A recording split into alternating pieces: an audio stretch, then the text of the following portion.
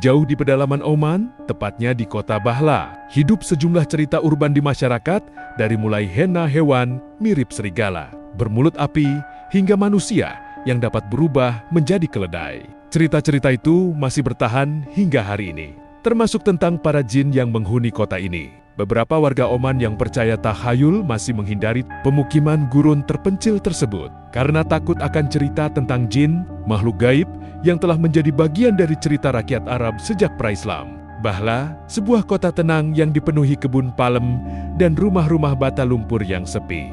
Terletak sekitar 200 km 125 mil barat daya ibu kota Muscat di Provinsi Al-Dakhiliyah. Kota ini memiliki gerbang ganda yang megah.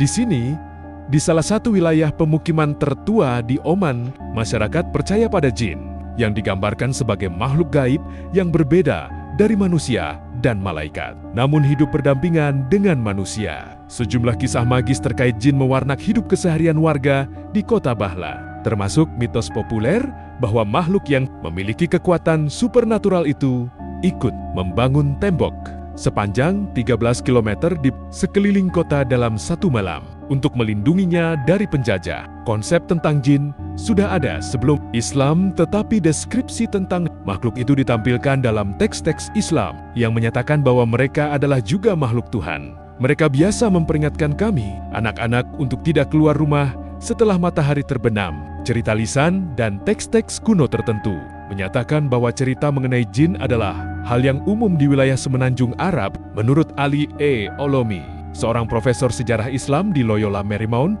Universitas di Los Angeles, menurutnya Oman dan negara tetangganya, Yaman, yang merupakan negara paling selatan di semenanjung tersebut, terkenal tidak hanya sebagai tempat kuno dengan nilai sejarah tinggi, namun juga sebagai wilayah jin. Di Bahla, ada cerita tentang kobaran api dan kebakaran, badai gurun, dan bahkan bangunan yang dibangun oleh kekuatan supernatural yang berspesialisasi dalam esoterisme dan astrologi Islam. Salah satu alasan mengapa Bahla penuh dengan cerita-cerita seperti itu adalah karena kota itu merupakan pos terdepan dan terpencil di zaman kuno, dikelilingi oleh gurun dan pegunungan Hajar.